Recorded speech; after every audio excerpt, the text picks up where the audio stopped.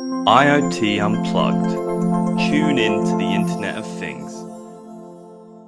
The current landscape of cellular IoT is witnessing a significant transformation, driven by advancements and challenges in equal measure.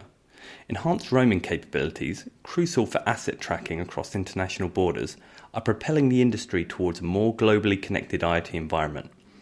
Yet integrating these capabilities into existing networks remains a complex challenge. Innovations in edge computing and machine learning are at the forefront of addressing these complexities, managing the burgeoning volumes and intricacy of IoT data. These technology strides are not only enhancing connectivity but are paving the way for intelligent IoT applications. Yet as the industry navigates the evolving terrain, the interplay of opportunities and challenges continues to shape the future of cellular IoT. To discuss this further, I'm joined by Svein-Egil Nielsen from Nordic Semiconductor. Svein-Egil, thank you for joining us. Could you start by introducing yourself and sharing a bit about what Nordic Semiconductor does? Well, thank you, and thank you for having me on the podcast. Well, my name is Svein-Egil Nielsen. I'm a Chief Technology Officer here at Nordic Semiconductor. That means my job is to run our R&D teams of around 1,100 people. So Nordic Semiconductor, we are today a Norwegian-based semiconductor company. We are the world-leading Bluetooth company, but that's not only thing we do. We provide solutions, end-to-end wireless solutions for all things IoT. We do, of course, a lot of cellular, which we'll talk about today, but we support other standards such as DECT-NR, Wi-Fi, Matter, Thread, Zigbee, and so forth. As a company, we are focusing on providing solutions, but the overall sort of biggest thing for us is providing low power consumption and supporting a community of developers across the world, helping them design products as simple as possible and with the most flexibility possibly. Okay, great. Well, let's start this off. So, given the recent report anticipating a surge in cellular roaming for low-power IoT devices, how does Nordic Semiconductor view the current landscape of the cellular IoT market? Well, right now we're very optimistic about the market as we see it today. You know, no secret to put aside, right? It's taken us a long time to get this market going. We've been developing products since 2016, and we launched products some years ago, and it's been a slow start. But this is the year where we're really seeing it picks up. I think it's the first year where we can really show clear customer examples of where cellular solves problems that no other wireless technologies can do. And that is typically, in the areas of asset tracking. It's a huge market for us. Big part of the overall, we want to know where everything is trend. A number of things can only be tracked by cellular, and we're seeing a lot of interest in that space. So as I said, this year we think we'll see significant growth. We think the market is growing much more this year than it's grown before. Okay, so what do you believe are the primary factors driving this significant increase in roaming connections, particularly for NB-IoT and LTM devices? I mean, one thing that has been hampering the acceptance of cellular IoT as a technology, for instance, for asset tracking, has been the lack of proper roaming capabilities. But we've seen roaming connections become much more available in the last year or two. It's been possible to roam across territories, making your product more valuable. There's still issues here that needs to be solved.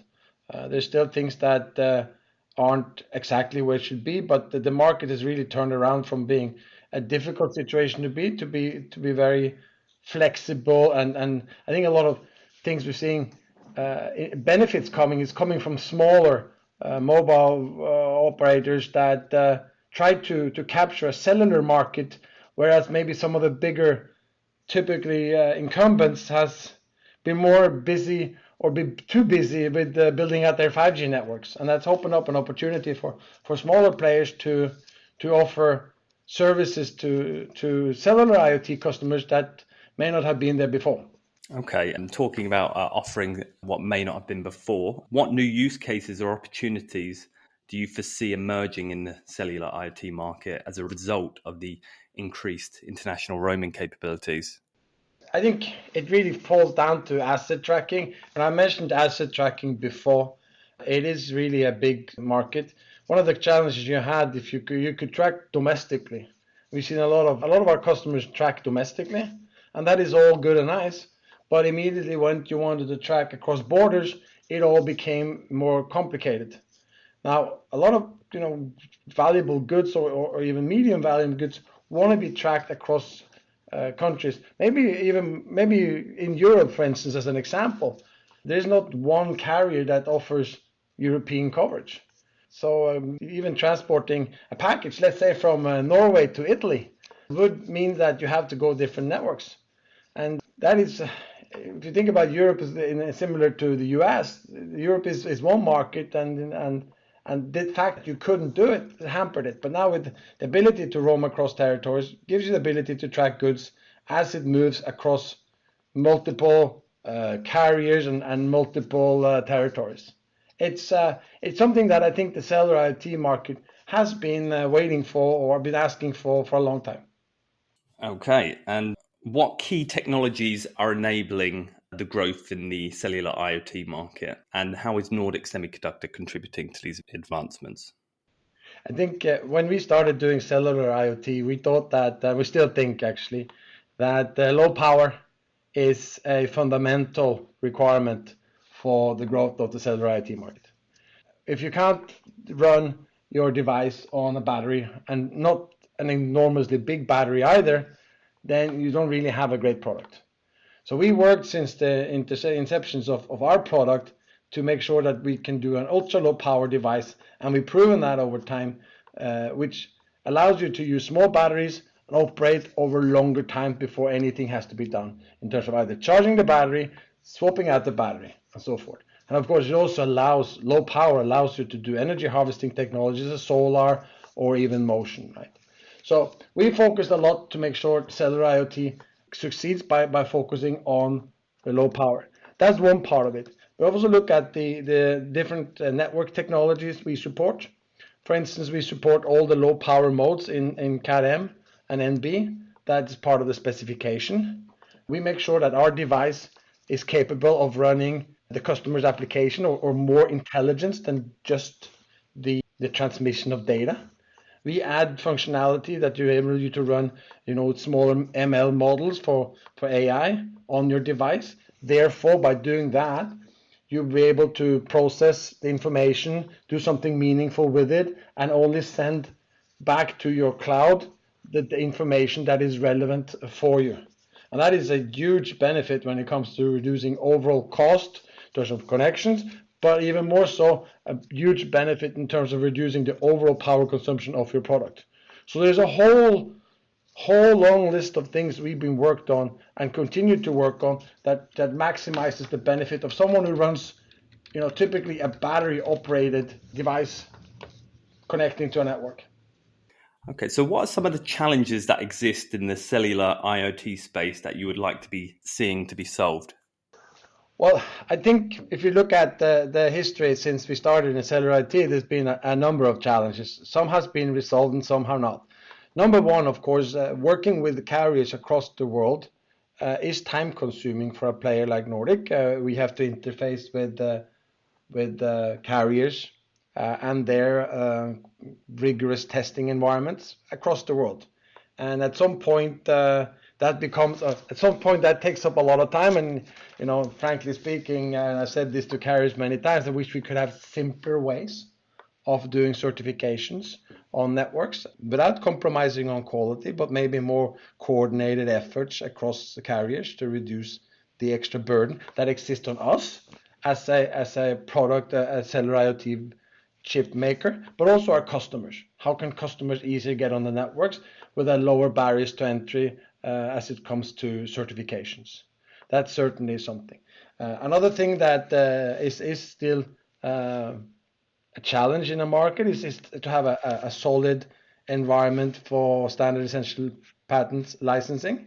There are pools that are being developed, but it's taken some time and been hard for our customers to understand where and what kind of licenses they need to take to be compliant in the industry. I think those are the two biggest. The third one would have been, I would have said before, it would have been the availability of networks.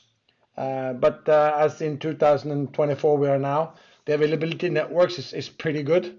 I would think that there are only some areas of Africa that doesn't have support for NB or CAT-M, and all other territories and countries are well covered.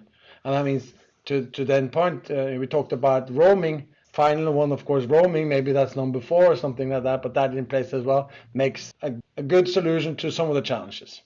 Okay, well, what about the growing need for security in the cellular IoT solution sector? I was wondering, what can you tell me about the security challenges being faced or the implementation of security in the sector?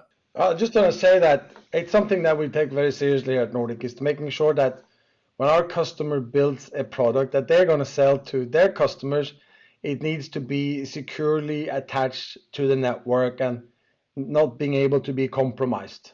So the good news about cellular IoT is that the carriers and the infrastructure that is built for mobile phones is a very secure network. The backbone networks on cellular is, per definition, and is a very secure network. When it comes to us, it's about making sure that the devices that is being deployed cannot be tampered with, or if they are tampered with in such a way that they can't compromise multiple devices, or there's an ability to actually see whether or not the devices are the ones they should be. An example of a thing we are doing at Nordic is that we have introduced a service which is based upon our NRF cloud, which allows our customers to inquire a device, and by cross-checking databases, they will know whether or not that device that says it is what it is. And it may seem like obvious thing, but just be able to check that your device you're talking to is the device you think it is. It's super valuable. As an example of a service we offering to get our customers to be able to check their infrastructures and check their deployments of devices that they're still secure. And of course, on the device side, we're trying to implement as many of the security features we can to make sure that they cannot hacked or changed in any which way that any bad person will potentially do. Okay. Moving on to edge computing. As computing becomes more integrated into IoT deployments, how do you see its role evolving in the context of cellular IoT, and what benefits does it bring to the ecosystem? So when we launched our first cellular IoT product, the NRF 9160, we included an application MCU as something the customer can program next to our LTE modem. And we always believed strongly that as much possible of compute will happen on the edge. If it does happens on the edge, it saves power, it saves the amount of data you have to transfer, and it's just better for all purposes. But going forward, when we look at what our next generation products will be, it's more compute, machine learning acceleration, assuming yet again that more and more intelligence are being pushed all the way to the edge, and only the answers to the not the data themselves, but the well-processed, intelligent, whether a signal or data is actually sent to cloud with that cost in terms of power and transmission that entails. So it's a big deal, and I think that's just going to be more and more important in the years to come. Okay, well, lastly, moving on to sustainability. Obviously, it's a growing concern in the sector. I was wondering, how is Nordic Semiconductor approaching the design of IoT devices to minimize environmental impact, considering things like, energy efficiency and recyclability? Yeah. I mean, first of all, we take this very seriously, and we report our sustainability targets on our website and through the communication there. We care about everything from manufacturing to the product reaches our customers. You will see that we have a report on carbon emissions, water emissions, and so forth in our documentation. When it comes to products, I think in some way we're in a good spot, right? We make products that uses little power, and that enables you to use less batteries. And we solve problems that you otherwise couldn't solve with the devices we make. So for instance, we make a device that allows you to measure, let's say, temperature in a home or water usage or something like that. And that enables us, that intelligence enables the customers or users of this data to make better choices and therefore hopefully build a more sustainable future. And I'm a little bit, when I talk about this sometimes, I'm a little bit, how to say, naive or cocky, you can call it whatever, but I think that without the products we make, the IoT sensors our customers make, we will not be able to improve our planet. We will not be able to improve, health of the population, and we won't be able to improve poverty. I think only by doing smarter things driven by IoT will we be able to reach those goals. And therefore, it's a good situation to be supplying products that hopefully is mostly used in those environments. Okay, I think that's a good place to end it. Svein-Egil, thanks for taking the time to speak to us today. Thank you. Remember to subscribe to IoT Unplugged wherever you get your podcasts. And don't forget to share with anyone you think would find it as interesting or as informative as you have. IoT Unplugged. Tune in to the Internet of Things.